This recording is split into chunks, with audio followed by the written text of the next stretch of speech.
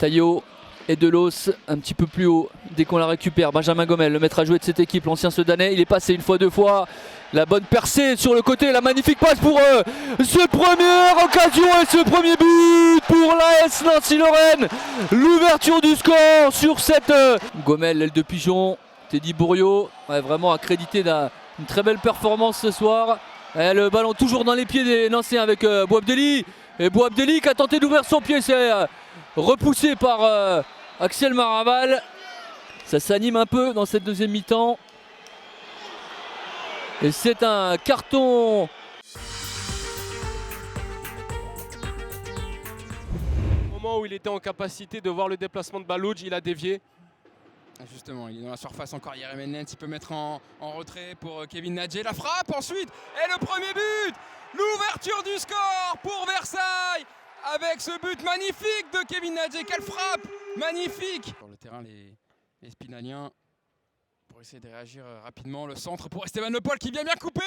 Oh, le but magnifique d'Esteban Le Paul, le meilleur buteur désormais avec 9 réalisations. A dit, hein, Épinal, c'est une équipe qui n'aime pas avoir la possession. Attention, attention, à ne pas perdre ce ballon. Dorian Sali, est-ce qu'il y a faute? Et oui, il y aura penalty. Et Thibaut Jacques qui va s'élancer pour tirer ce penalty pour donner l'avantage à Épinal, à Versailles, pardon. Thibaut Jacques. Et c'est en force. Et ça rentre. Versailles qui repasse devant. Début de deuxième période. Versailles qui lance parfaitement ce deuxième acte avec donc le penalty transformé par Thibaut Jacques. Avec Grégoire Lefebvre pour trouver Mehdi Balouj qui va trouver Prunier dans l'axe, qui est tout seul, Mondi Prunier. Et le troisième but pour Versailles qui clôt définitivement le débat. Ah, j'ai cru qu'il était en situation de hors-jeu, mais non, il s'est retourné, il a bien marqué Mondi Prunier, son 4e but. Tout en gardant Bangoura côté opposé pour créer un peu du déséquilibre, hein, parce que lui il a les jambes, il a un peu de feu dans les jambes. Ah, bien joué de la part de Mondi Prunier pour trouver Mehdi Balouj. Mehdi Balouj qui va peut-être pouvoir trouver dans l'axe Djibril Bangoura. Ah, il a temporisé, il a gardé le ballon. Balouj, la frappe de Balouj pour le 4e but de Versailles. La fête est totale, le match totalement maîtrisé de Versailles qui se conclut avec ce 4e but. Les Dijon qui mènent 1-0. Attention avec Camara qui peut écarter pour Davis Abanda, le centre d'Abanda, la frappe et le but pour l'ouverture du score canadioise. Ce ballon, on renverse le jeu vers Benaïssa. Benaïssa pour Mourad Louzif. Benaïssa qui a réussi à prendre le... Oh, l'attention et le but incroyable. Il a eu de la chance. Claudie Mbui, c'est revenu sur lui.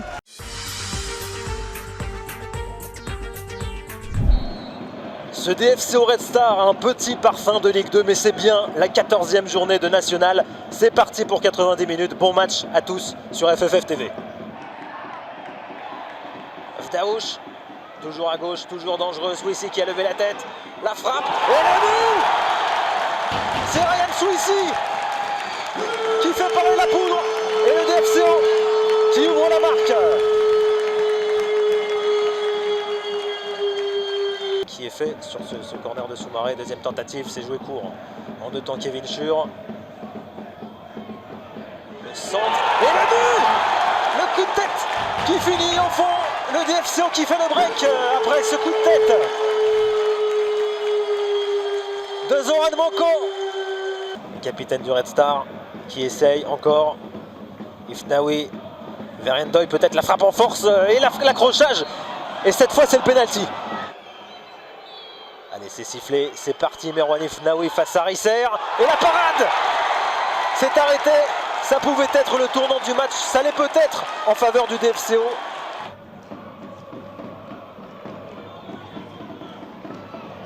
Walid Nassi qui a de l'espace, il n'était pas en position de hors-jeu, Walid Nassi tout seul. Et le but, le 3e, il est signé, Walid Nassi.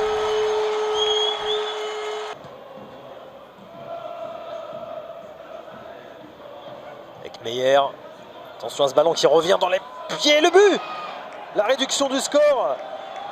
Achille Anani qui a donc marqué pour le Red Star, ça fera 3-1.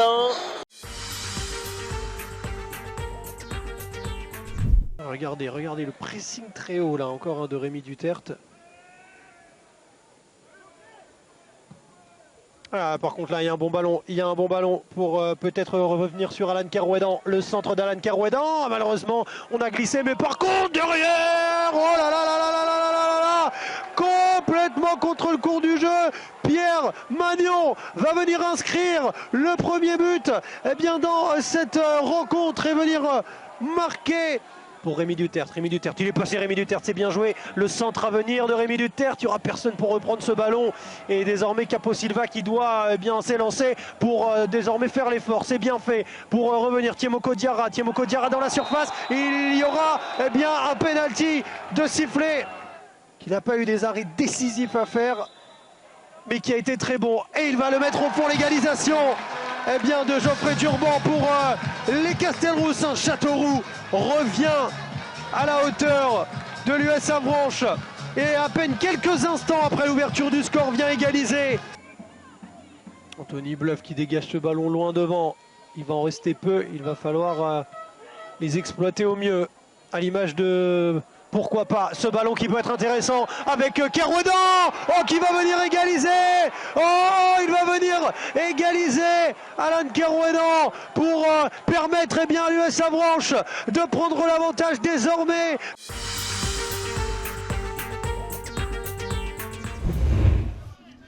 Attention ce ballon de Kenabio, complètement raté. Là ça va offrir une bonne opportunité pour Thibault Lemel, le centre au second poteau. La parade Herbel, l'ouverture du score sur la première occasion, l'ouverture du score de Thibault Rambaud pour le Gol FC, et ça fait suite à une erreur de Loni Kenabio, c'est la deuxième. Le mur qui n'est pas à distance selon Jawad Diarra. Diarra c'est frappé, ça rentre. Et l'égalisation, elle pouvait venir que de lui. Jawad Diarra, c'est lui le plus entreprenant, l'homme en forme. Il n'y a pas d'hors-jeu, il n'est absolument pas en position de hors-jeu. Shafik Abbas, il va rentrer dans la surface de réparation. Shafik Abbas face à Houssen Abderrahmane, ça dans le second poteau. C'est une merveille, la merveille de passe décisive. Et le deuxième but pour le Gol FC. Et Mansourci, ça c'est un magnifique ballon de Mansourci, il peut se retourner. Penalty pour Marignane, concédé par Loïc Sokabongue. Et quel ballon si face à Philippon, Mansourci, la parade Antoine Philippon, c'est pas fini. L'exploit Kassim Abdallah, il va entrer en surface de réparation. Kassim Abdallah, ça sera en retrait. La bonne intervention de Camelo. Penalty. Et le duel Diarra Philippon, Diarra pour l'égalisation, pour faire soulever cet Exupéry. Diarra, pleine lucarne. C'est parfaitement frappé. Et l'égalisation de Jawad Diarra au bout du temps additionnel. 90+5.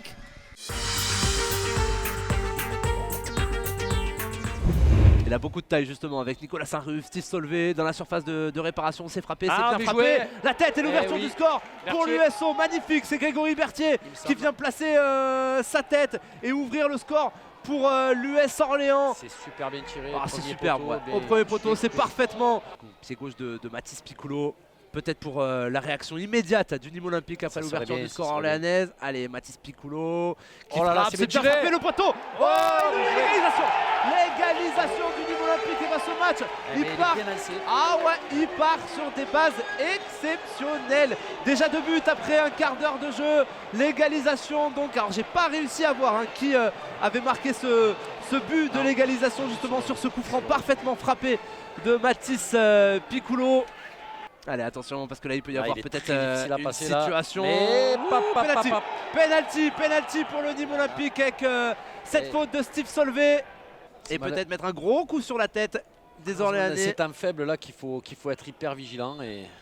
Allez, Doucouré face à Matimbu. Doucouré face à Matimbu, c'est frappé et c'est parfaitement marqué, c'est frappé, c'est coup de pied. Il a laissé partir le gardien, il a croisé son tir au dernier moment. Exactement, c'est croisé, ça prend... Très bien, c'est très bien, ça va donner encore un peu plus de piment à ce match. Alors, on va voir si c'est pour tout de suite. On va suivre ça dans les prochaines minutes. Étonnamment, peut-être qu'il y a un joueur qui se sent pas bien, qui a peut-être. C'est Gauthier Laurin, j'ai l'impression, qui va se préparer pour rentrer en jeu. Suspicion de blessure, parce que pour l'instant. Allez, c'est frappé, c'est bien frappé. La tête de Kylian Gessoum. Ça va revenir derrière avec Jean-Pierre. Le centre de Morgan Jean-Pierre. Attention au second poteau. Il y a du monde dans la surface de réparation. Ah, ça c'est bien joué. Le dédoublement. Attention. Le centre, attention la tête de Steve Solvay. Et l'égalisation de l'US Orléans avec ce superbe travail côté droit et la tête de Steve Solvay. Dommage. C'est pas des cadeaux, ces contrôles, hein, ils sont et pour revenir très difficiles. À notre recherche, Béranger. Attention avec ce centre. Faut savoir. Allez, vous pouvez y aller, Nicolas. Toi qui suis le football depuis bien longtemps, Mendy n'est pas un nom inconnu. Il y a beaucoup de joueurs qui s'appellent Mendy. On est d'accord. Pour tomber sur le bon. On est d'accord, c'est vrai. Et attention avec Philippe Touguet qui va peut-être pouvoir passer devant Paradowski. Est-ce qu'il va pouvoir remettre le ballon dans les buts? Superbe boulot de Philippe Touguet qui permet à l'US Orléans de tripler la mise, de tromper Tao Paradowski. Il a devancé.